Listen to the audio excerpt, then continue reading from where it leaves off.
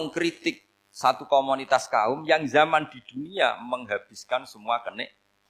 Maka kita tidak perlu syukuran besar-besaran. Jangan-jangan jatah kita di akhirat kita habiskan di dunia. Itu adhabtum thayyibatikum fi hayatikumud. Semudah itu. Semudah itu ulama. Rasulullah pernah dahar, pernah makan. Makan karena 3 hari gak makan, cara di Indonesia gak makan nasi, gak makan daging, sudah lama sekali. 3 hari Nabi itu hanya makan kurma dan air putih. Pernah Nabi gak makan roti sampai 3 hari. Kalau Indonesia mungkin gak makan nasi. Di hari ketiga, ada sahabat yang berbaik hati, Nabi disembelihkan kambing, dipotongkan kambing, Nabi disuruh dahar. Itu baru dahar setengah piring, Nabi berhenti. Ketika ditanya, setengah piring itu kan sudah kuat. Untuk sholat, untuk apa sudah kuat. Ditanya, ya Rasulullah kenapa berhenti? Bukankah engkau tidak makan ini 3 hari? Nabi menjawab, walatus alunna yauma idzin anin na'im. Semua nikmat yang saya rasakan nanti ada pertanggungjawabannya. Makanya saya tidak ingin banyak-banyak. Wah itu kalau diterapkan di sini enggak populer. Makanya saya tahu gayanya ngaji Quran itu enggak siap dengan konsep-konsep Quran ini. Jadi segampang itu orang dulu. Nah karena apa ya itu tadi? Mereka tahu asbabun nuzul. Quran itu diturunkan dalam konteks apa? Lafaz ini arahnya kayak apa? Mutlak muqayyadnya kayak apa? Muhkam mutasabihnya kayak apa? Nasah mansuhnya kayak apa? Nah sedikit saya cerita ini mungkin contoh terakhir supaya agak lama-lama, nanti bingung kalau lama. Yang bingung ya saya, bingung cara memahamkan. Jadi kalau guru itu kan bingung cara memahamkan, kalau murid bingung cara memahami. Gak tahu tingkat kebingungannya sama. Kalau guru itu bingung cara memahamkan, kalau murid bingung cara. Jadi ini pertemuan 2 kelompok bingung. Yang satu bingung cara memahamkan. Yang satu bingung cara, kalau orang ekstremis bingung cara merusak suasana, itu enggak benar itu. Ada loh, Rasulullah itu nabi, itu paling pusing yang ngadepi orang-orang yang ekstrim. Karena apa? Cara berpikir itu lompatannya itu enggak tertib. Jadi nabi itu cara berpikir itu kecerdasan nubuah, sementara orang ekstrim cara berpikir itu kecerdasan nafsu, bukan kecerdasan manusia. Kalau manusia masih baik nafsu.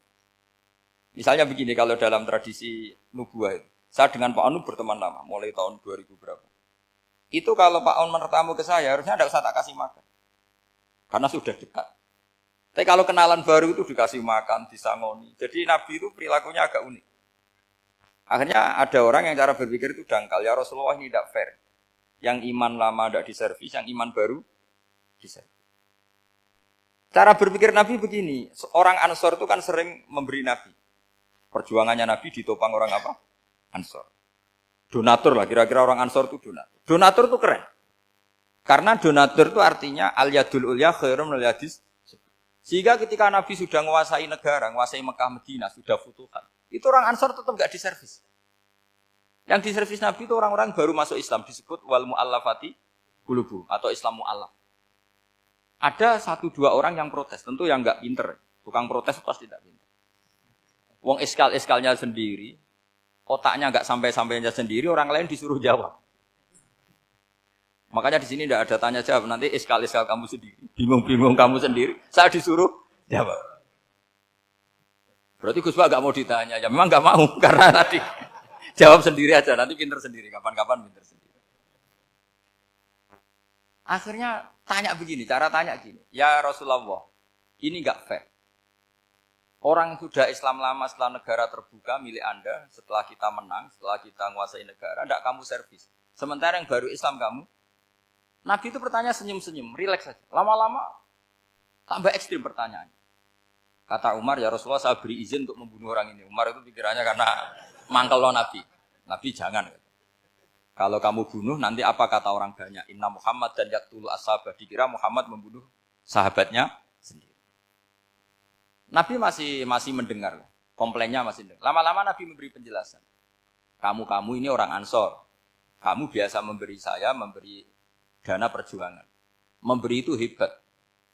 Saya tidak ingin menurunkan grade Anda. Grade sebagai pemberi, berarti kelasnya elit. Sekarang menjadi penerima. Itu tidak bagus. Itu betapa Rasulullah ini namanya kecerdasan nubuah. Kalau orang biasa memberi, biar memberi saja. supaya dia tetap heroik, tetap patriotik, tetap keren karena mentalnya Jangan sampai dari mental memberi kemudian mentalnya peminta. Jadi kalau Pak On jadi tim suksesnya Pak Jokowi itu ya tidak minta-minta. Kalau dulu kampanye ya kampanye saja. Biar memberi terus nggak pernah minta. Meskipun akhirnya ya gelong. Kalau tapi Nabi dulu didik gitu. Jadi orang Ansor itu nggak pernah diservis. Padahal jasanya kayak gitu. Supaya kelasnya tetap kelas elit, yaitu pemberi, penanggung jawab. Nabi gak ingin orang Ansor turun grade menjadi penerima. Orang-orang yang cerdas nubuah menerima konsep Nabi seperti itu. Lo tanya sama Pak On, saya dadani terjemahan UI itu puluhan tahun sama Pak. Itu beliau ke kontrakan saya ke rumah beliau. Tidak pernah berharap apa. Saya sangat tertutup. Bukan apa-apa ya, kalau ingin memberi saja. Kontribusi saya pada Al-Quran. Saya tidak kepikiran mendapat. Supaya heroik. Tapi orang-orang yang cerdas amatir tadi, ini enggak fair. Wong yang memberi lama kok dapat servis sedikit. Nah, sekarang itu problem zaman akhir sudah mulai seperti itu.